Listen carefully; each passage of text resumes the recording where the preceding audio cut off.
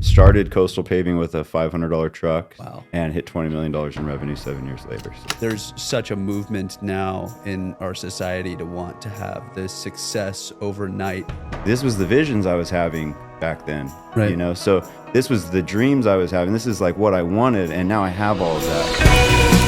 Hey guys, welcome to Closing the Coast, presented by our friends over at Southern Tide. I'll be your host, Dillon Staples, and this podcast will dive into entrepreneurship, investment, real estate, and a whole host of other topics. We're really looking forward to having you with us. So sit back, relax, and let's get into the show. So, welcome back to Closing the Coast. Today, we have our very own guest. You want to introduce yourself? Tell everybody who you are, what you do. So my name's Michael Militia. I'm the founder, CEO of Coastal Paving and Excavating here in Monterey, California. Started Coastal Paving with a $500 truck. Started it with a screwdriver in the ignition. I still to this day do not know if it was fully, it wasn't registered, I could tell you that. I don't think it was stolen. It was just an old piece of crap truck that was found in a junkyard. And so it started from there. Last year, we just hit the Inc. 5000 list, number 243 on the fastest growing company list, Inc. 5000, and hit $20 million in revenue 7 years later. So that's a little background of who and what I've accomplished. I also am now starting a supplement and clothing brand that's fitness based, which is Militia, and I'm looking to take that to some nice, good places as well. So That's awesome. So let's rewind the tape there and go back to you starting. So you were born and raised here on the peninsula. Walk us through kind of your background, because I think that's super important to understanding your story. And I think it'll be really interesting for people that are following along at any point along their journey to kind of see where you started, where you came from, and obviously where you've gone. So when you say that, you want like childhood type of growing up, that all type the of way. stuff? Let's rewind it Okay. all the way back, and then kind of what even got you into that $500 truck to start, Yeah. paving. Yeah. So when I was about, so I was born in Denver. I moved many times as a kid. Like honestly, every 6 months we were moving. So I've lived in Phoenix, Denver, and here. I don't know how many times I moved back and forth, but it was enough where I lost count. At the age of 12, I started getting into some bad things. Started getting into trouble and drugs and so forth. And by the age of 15, 16, I was fully everyday addicted to opiates, and went from that to 19. I had gotten onto heroin, every day, all day user. Woke up. That was my only thing that I looked out. Like that was it. It was wake up. How am I getting it? And if I didn't have it, I was sick and hurting and thought I was going to die. At age of 19, I locked myself into a room and cold turkey quit that. No rehab, no help, no nothing. Just handled it. And was sober for about 2 years. Got a job fixing poopy pumps in Denver, Colorado at $13.85 an hour, $13.85 an hour. And started talking to my now wife, who was living here, and I had been wanting to move back anyways. So we kind of hit it off, and she kind of gave me the reason to move back. So I put in my 2 weeks, packed up 2 suitcases. I had my last check to my name, which was like $500 is what it was coming out to, Right. with the 1385. So I took that and the 2 suitcases, moved back here, and I bought that truck and started knocking on doors. Went door to door sales, which you're not supposed to do here in California or Pebble Beach at least. Yeah. And started doing driveways. And yeah, I mean, so that's basically the story of what got me there in a very fast way. But I think like what really changed the direction of obviously was the getting the sober. But once you got sober, I found that my daily habits really turned me into the person that could actually achieve those things. Right. Every morning I'd wake up, I was I was sleeping on my sister's couch, rent free. I had no money really, So every day I'd wake up, fold my clothes, do the dishes, make my coffee, work out, And my routine stayed the same thing. And I just was constantly working on the person I was, to become the person that could attract those things that I was wanting. And so I just kept doing that and I kept doing that. I didn't really know what I was doing.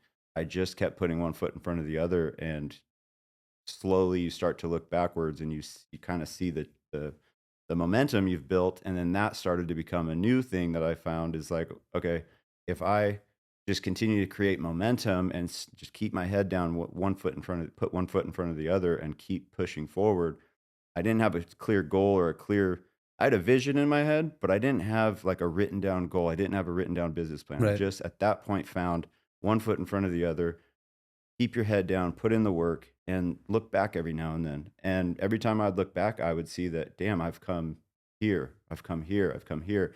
And then fast forward again, I've got, you get 5 years into it, and you start to realize that, wait a second, this was the visions I was having back then, Right. So this was the dreams I was having. This is like what I wanted, and now I have all of that. But what was cool was because I still kept my head down and was just one foot in front of the other, when I would look back and connected those two, of the fact that I now have everything I've ever wished for, but I'm still dreaming and I'm still wishing and I'm still thinking of all the other things that I want to accomplish. And so instead of like always just planning for ahead, it was kind of a keep your head down, look behind you, look how far you've come, and you just happen to be right where you wanted to be back then. And Right. so it's just been this evolution of like consistently sticking to your your best version of yourself, and head down, foot one foot in front of the other, and you just end up exactly where, and whether it's luck or whatever it is, but to me, that's been the formula, and you look back and you realize, I'm right where I Incremental wanted to be. progress. Yeah. Yeah, incremental progress. I think there's such a movement now in our society to want to have this success overnight. And Yeah. when somebody looks at somebody that's your age and goes, "Oh my gosh, look at that company that he's built." They don't see the background. That's why I wanted to touch on that. They don't see the background. They don't see the years of grinding, of just one foot in front of the other, head down, trudging through the mud, Yeah. just moving, knocking on doors, trying to get any business you can to establish yourself. And I think that that's one of the things that we on this show like to caution people with is when we interview people that are young and successful, it's not that they got it overnight. It's typically because they've put in the hard work and they've shown up every single day and gotten after it. I think that's a testament to kind of how you've built your business. But um, I know that, you've obviously built Coastal Paving and Excavating to, a large company. It's well known on the peninsula. You're sponsoring like all kinds of things. You got this local professional soccer team. So people know the name, people have seen the logos, they see the trucks everywhere. And I know that you've kind of also moved into a, in a similar direction with wanting to give back and, mentor people. I know that you're starting to do coaching. So why don't you tell us a little bit about how where you are and what you've done has helped inform kind of that next step in your career? Yeah. So I kind of, what I did was I sat down and I started thinking about like the things that I know, because I think that along the way you start to there's parts in business or any career growth in general, but business specifically, because that's what I know and that's what I've done. You hit these points in business where you almost forget what you know how to do. You almost lose a little, not lose, but you kind of you stop you almost stop believing like you know what you're doing, like you've done, like what the things that you've done, and you'll start to hire professionals around you, in any given area, and what they'll do is they'll come in and they'll help, but they will also, they don't, no one knows your business like you do, right? So what I found was that as I hire all these professionals, I look around and I start seeing all the money that I'm spending on them, and I'm starting to see the things that they're doing are all the things that I've already been doing or was were planning on doing. I just wasn't there yet. And I think that the biggest thing that comes out of hiring people to come in and help you consulting, um, is you almost, after about a year or two of seeing all that, you almost paid to remind yourself, wait a second, I do have this. I actually do. have this under control. I can do this. I've done this, and I do know a lot of things, within this business, and I know how to grow it. And I know you start to remind yourself of all the things you know how to do. And so I think that there's a lot of value in that. And um, when I sat down and asked myself, I said, okay, what is it that I needed back then when I was starting out? Who do I wish I had the access to call? And so I figured that out and realized, okay, that's the person that I need to be. And so if I can help somebody skip the line a little bit and not have to learn the hard way like I did, not have to struggle with, your books. Not half of these people don't even know what QuickBooks is. They don't even have a QuickBooks, Right. They think they're in business, and it's like you're not even in business. You're just hustling, which is Right. great. Yeah. But bro, There's a difference between those. there's so much more to this that you're missing, and I learned that stuff the hard way. Let me help you skip that and get you could I grew this fast. I went to 0 to 20 million in 7 years. Let's get you there in 5 years. Let's get you there in 3 years, whatever it is. But also with that said, when you grow too fast, you hit cash flow issues. You hit I mean, you have stress issues. There's all kinds of things that can happen if you grow too fast. So you have to, you know, keep that in mind, and you don't want to push somebody too hard to where it hurts them, but you also want to be that person that does give them the push that they need and help them not make the stupid mistakes that I made. Yeah. And so that's really what happened. That's what started me wanting to do the consulting thing, or not, excuse me, the mentoring thing. Yep. And so far, I mean, again, half of these people that reach out, they're not even actually really in business. They don't even have a balance sheet. They don't have a P&L. They don't have a work in progress, a WIP. There's a ton of things that people aren't realizing. They're just leaving thousands, hundreds of thousands, millions on the table by not doing. And you Right. don't know what you don't know. So to hire somebody to help you get to know those things is what I'm here to do. And I think there's going back. I think a lot of what you're talking about, there's societal components too. I think you see them all over. I mean, you're big on social media. We'll get to that. You see them all over. There's coaches. There's mentors. There's all these people that are doing their own version of get rich quick, Yeah. right? And you buy their course, you do whatever, and you're like, what did I just spend money on? Like, this is not helping anyone besides the guy that I bought it from. It's not, and I think what you're talking about in your mentoring is like, hey, I'm going to give you actual practical, traceable return on investment things to do to make your business scale. Like, you're helping people scale, even if it's not quite a formed business yet, you're helping them scale into a successful, repeatable business like you did. And I think that's the big difference is I don't know that there are that many people out there saying, hey, like I'm checking my ego at the door. I want to see you succeed. Mhm. You'll pay me for that and we'll have a good, mutual relationship, but I want to see you actually succeed. I don't need to be the guy that's doing paving and excavating and have no one else doing it. I'm good with you doing it and doing it really well, and I'll help you get there. There's not that many people in the landscape today that are willing to do that. No, and what's funny, this is why I actually don't call it coaching. It is mentoring. I'm so sick of seeing all these coaches on the internet that sell you a course, and then you pay it, and then you go into their little whatever, and it's got all these documents and this and these little videos that don't add up to nothing, and that is what it is. I mean, some people have done well with it, and some people maybe have added some value in that. But I actually want to form a relationship with somebody. I want to help. I want to watch them grow because I just love growth, and because it's done so much for me in my life. And if I can help somebody, again, cut the line a little bit, chop out the fat, chop out all the problems, all the mistakes that I've made along the way, and help guide them to not do those and not hit those roadblocks, we can get you where you want to go a lot faster. And with a mentoring thing, it's one of those things where you have to be willing to put in the work. Like, whatever your coach online said, whatever your Instagram guy said, whatever you've seen on YouTube, throw that out the window, because hard work does matter. And that's really, at the end of the day, only thing that gets you anywhere.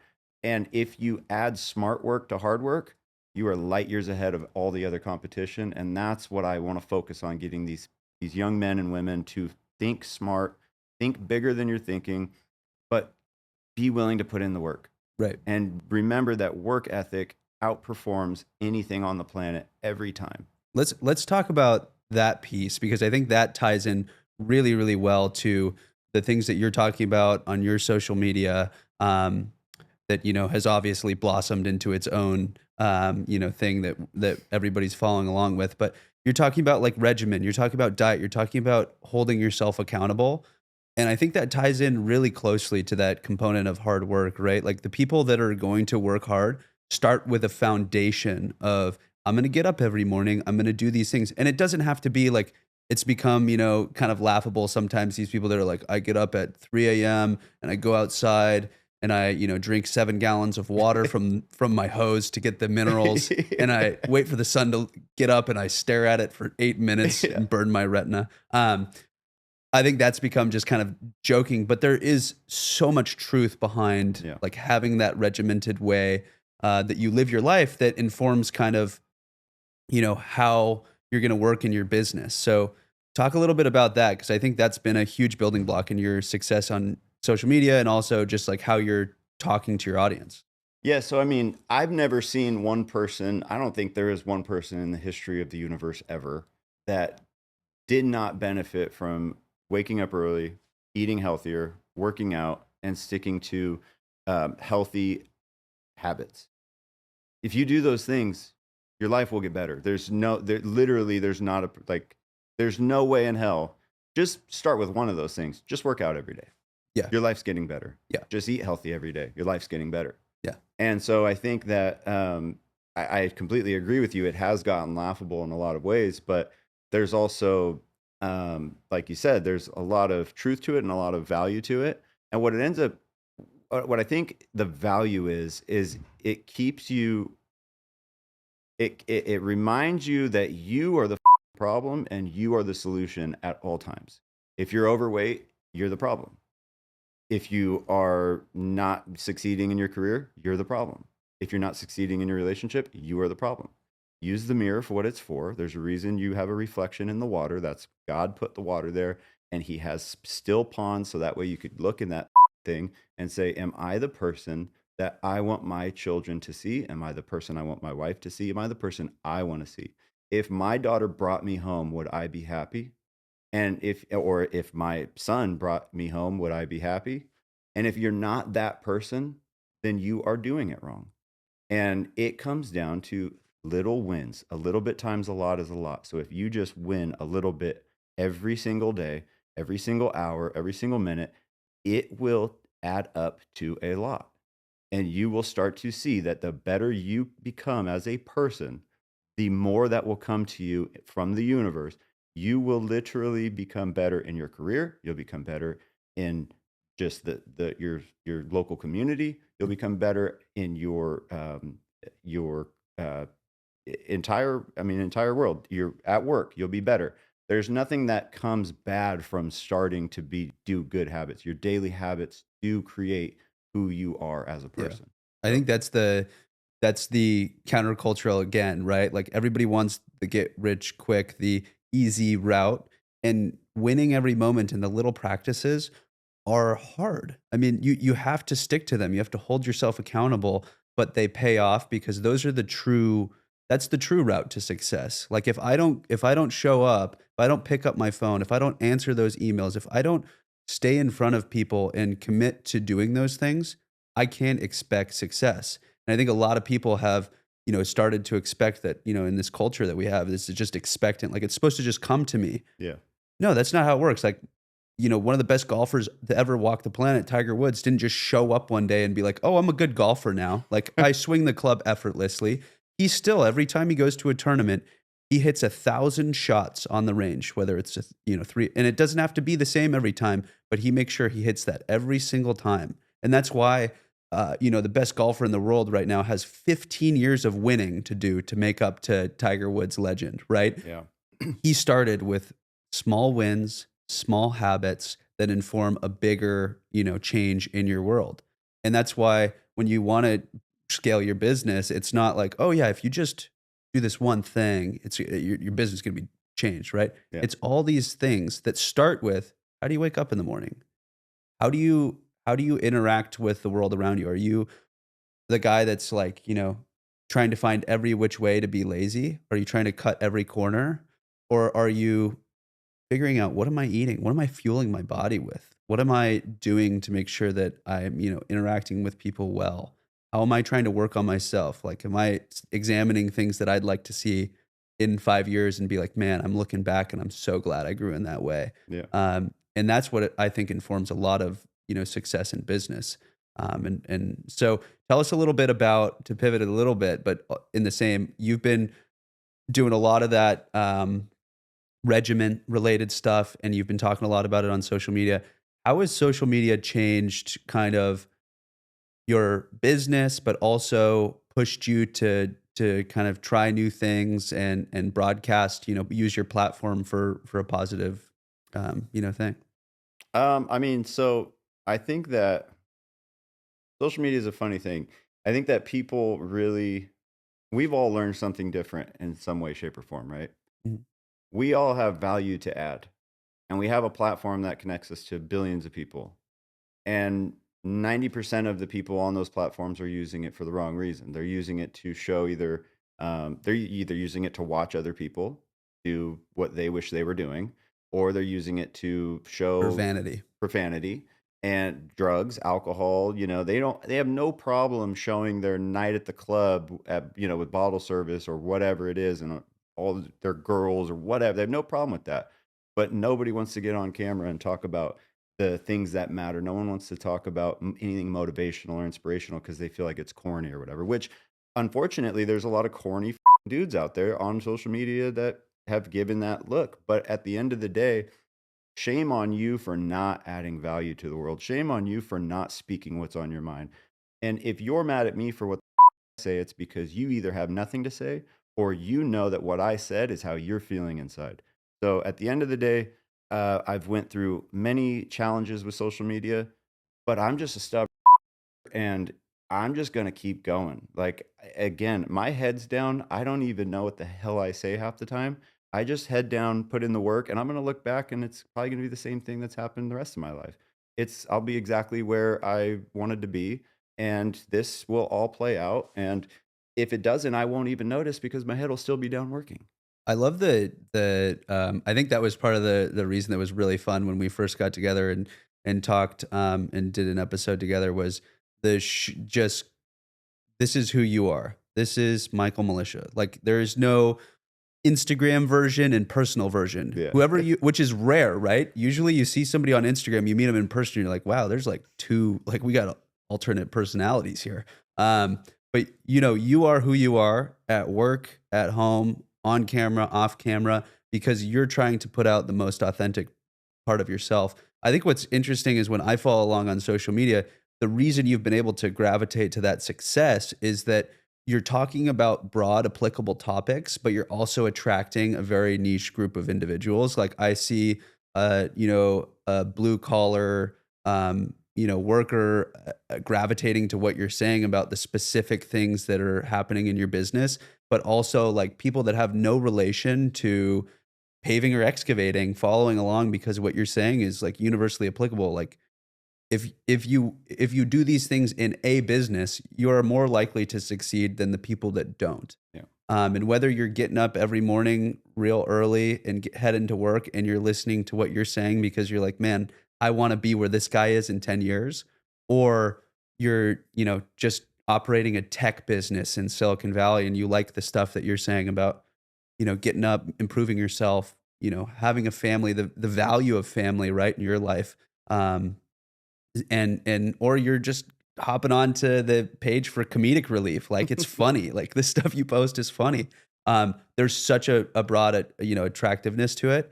And people like that authenticness, like they see enough of the polish, they see enough of the frilly social media. They want to see, like, what's Michael up to today? Like, Yeah. what's he saying to the guy right now that's standing next to him on the street corner in a reflective vest? Like, I want to see that conversation because it's authentic, it's true, it's fun, right?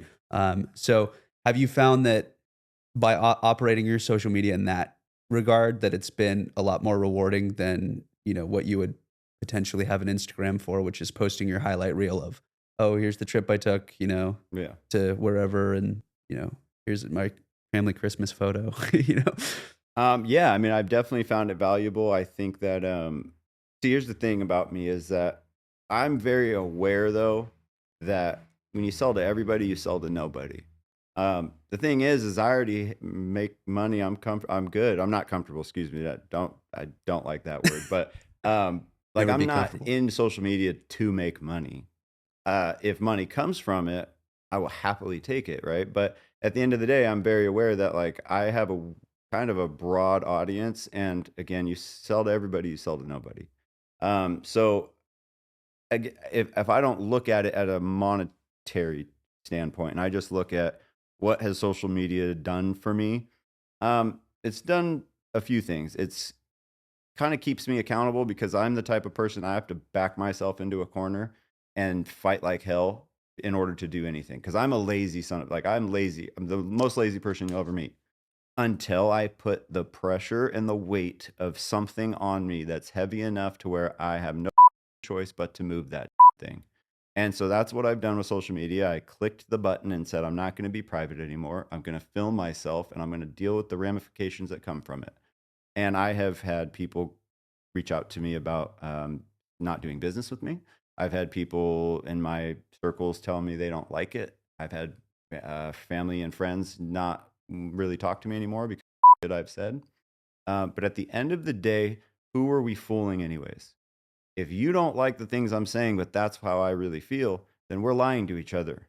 If you're not going to do business with me because of something that I said, then we're lying to each other. Then we shouldn't do business together because then that wouldn't be a good relationship anyways. So, Which is crazy because I think, obviously on a comedic level, like maybe the joke was too crass or yeah, maybe whatever, right? But from a broader perspective, if you audit the things that are on the Instagram, the intention is so clear. It's yeah, very clear to anybody that looks at it. This is a guy that cares about his family, cares about his business, cares about the people that work for him and with him. It's pretty obvious to anybody looking in. And so, of course, you know, you're going to share your personal beliefs, but I want to push back on that, like broadly across this channel and across like in our conversations. We've moved to a place in our world where if you don't like one specific thing, you're out, right? Like yeah, I'm not going to do business with you. I'm not going to talk to you. I'm not going to have a relationship with you. yeah, I think that that is so terrible for our society. I think we need to get, and it goes back to the, the ramifications of having a habit. I think we need to get more comfortable being uncomfortable 100%. and saying to you and saying to like, hey, Michael, you said this on your channel. It didn't sit well with me. I want Mhm, to talk about it with you. mhm. And knowing that you're going to come back and say, sure, Yeah, why not? Like, I'll tell you why I believe it that way, yeah, and you tell me why you don't like it, right? And we can still do business together. We can yeah, still work together. But like you said, it's not going to be a fruitful relationship anyways if that person's just going to go and throw that wall up and say, hey, I don't want to do that. And I think part of being that better person growing each year is getting comfortable with being uncomfortable, yeah, being friends with people that may not think the same thing as you. Is that a novel? I mean, I feel like that used to be a normal thing. yeah, Now it's a novel thing. It's like, wow, you yeah, associate with people that don't think the exact same thing. yeah. That's crazy. So It's the exact opposite of diversity, and that's what's been pushed for the last 5 years is this diversity, and inclusion and all these things that have been heavily just completely like forced upon everybody, but it's actually doing the exact opposite. Because if we can't even talk about how we feel and disagree and still be human and still have a relationship and either talk through it or say, hey, just agree to disagree. If we need to start canceling people or stop doing business with people or not be friends with people over that, then that's literally the opposite of diversity, because with diversity you want different beliefs, you want different colors, you want different it's difference. right, And that's what makes us human is difference. right. We're That's what all makes America America, right? yeah, It's this melting pot of ideas, of people, of all these things that it became this place where everybody could come and be different, but Mhm. all unite under the same flag and under the same, values of being free, Yeah. right? Um, and not to get, too political down that realm, but I think Yeah. it is informed to say and to remind everybody that what you're saying in a broader sense is not like, oh, this person is like I can understand not having people saying like horrific things, and For maybe sure. that's like a hey, whoa, like let's talk about that. Yeah. That's a off the cuff, comment. But in general, just disagreeing about how things operate and disagreeing with it, and even in a larger scale, like disagreeing about how to run a business, disagreeing about how, like, does the cold, like, I want to talk to somebody about, does the cold plunge that you're doing in the morning really make you feel better? And I want to talk to you about how my experience and all that, and have conversations that inform us as better humans and not be afraid of those things. And I feel like that's when you look at your Instagram and social media and all that stuff, when people look at you, they know I'm getting the raw, honest truth Mhm. of who he is, and you don't want it to be any different than that. You want them to see that. Yeah, I think I'm not really big on lying to people's faces just because it makes them feel better, at the end of the day. And I also believe what I believe. And that's, like you said, that's what makes the country we live in so great. That's what makes us human. Um, I'm going to say what I want to say. And I think that we'd probably be better off if more people started saying what they think. And instead of watching me say what I think, why don't and then commenting or unfollowing me or whatever it is and having a problem with what I say, why don't you say how you feel and then we Have a can talk. conversation. There's the conversation Right, right there's there. the So conversation. you stare at this thing, go look at your screen time. You've been staring at it for 12 hours a day and you're not even talking to it.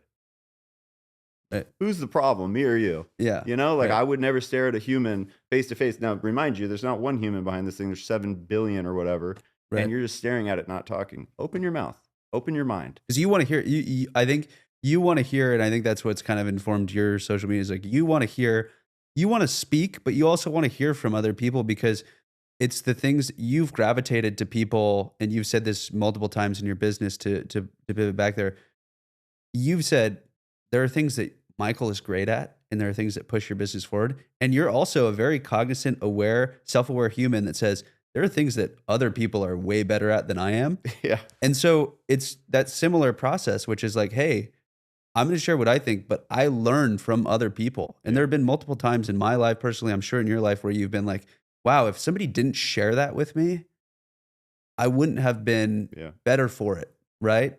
And and that fear of sharing can really actually negatively impact your whole community. Like you should be happy to share whether it's, you know, tips on business, whether it's, how you feel about certain topics, whether it's how your fitness goals or your achievements, right? Like you're scared that whatever you're going to put on social media is going to come across as corny, but what it actually might do is motivate somebody Yeah, for that's sure. looking along and going, I want to do that, right? Like I want to be there, Yeah. right? So, um, tell us a little bit about, as we kind of wrap this. Tell us a little bit about where do you see your brand growing, both personally and professionally? Like, where do you see Michael in the next 5 years? What are those dreams where you're like, I would love to see that out of the brand?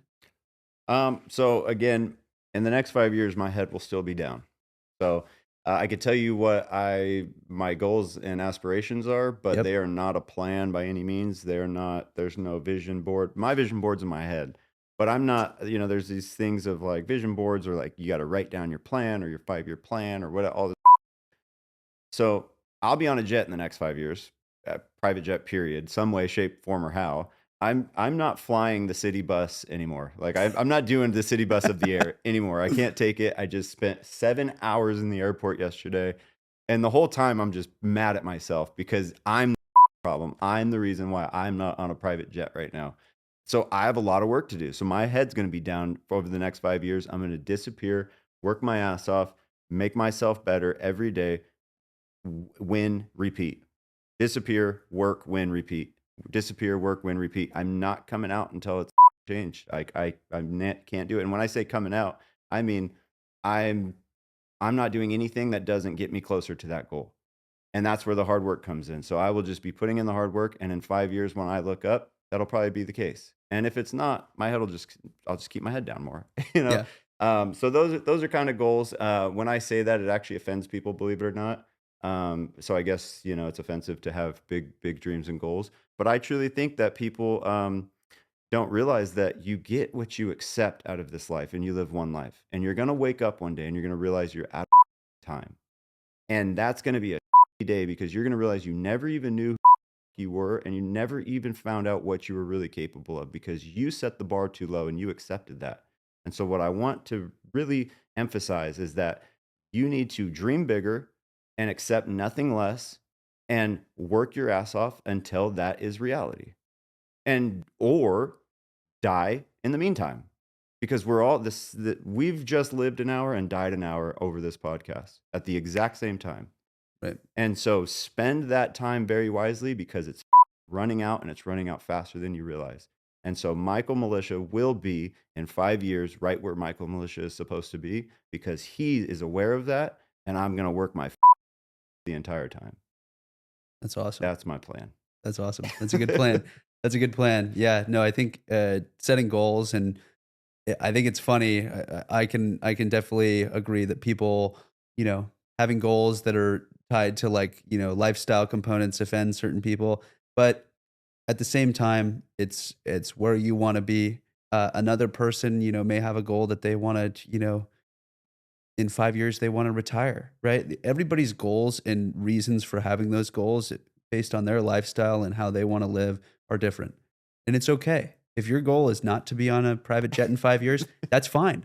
If your goal is to have, a 40 car collection, or a farmhouse in the middle of nowhere, or whatever it is, that's fantastic. And that's great. If your goal is to give all your money to causes that you believe, that's fantastic. Everybody has different goals for different reasons. And I think that it's imperative as people to support each other, because there's enough tearing down going on in this world. And I like watching, your brand grow and your mentoring grow and everything, because you're focused on one thing, building your brand and helping others build their brand. So thank you for coming on the podcast today, and everybody check him out. Where can we find you on social media, online?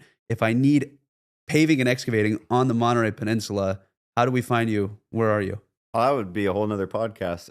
If you type in paving near me anywhere in the Monterey Peninsula, I pop up first 6 times. So the World SEO, Wide Web, baby. yeah, the World Wide Web is an amazing tool if you know how to use it, which I help people know how to use it, and I can connect people to the people that I know as well, which is another part of the mentorship. It's not just me; it's the people I know as well. So there's that. If you want to find me, you can Google my name. I will also pop up very, very easily. Michael A. Militia, or the Instagram is Michael_A_militia. And then the MILITIA_company is the supplements and the clothing. But to touch back on that, like you said, just because I set a bar of the private jet thing, that is a milestone, but all the things in between can still happen too. You can have your cake and eat it too. I'm still going to help as many people along the way as I can. It's not just the jet, it's all the things that will come on the way to the jet. And you only get to those certain things by helping others. The more people you help, the better you become as well. So there's many, many things that I want to accomplish. I just got off a plane, so that was obviously the one I chose. That's right at the top of the list. Traumatized. Just to clarify, I really like to help people too. But no, thank you for having me. It's been fun. And yeah, just thank you for everything. And let's go find some horse property too, by the way. Let's do it. On our way. Appreciate you. Thanks, guys.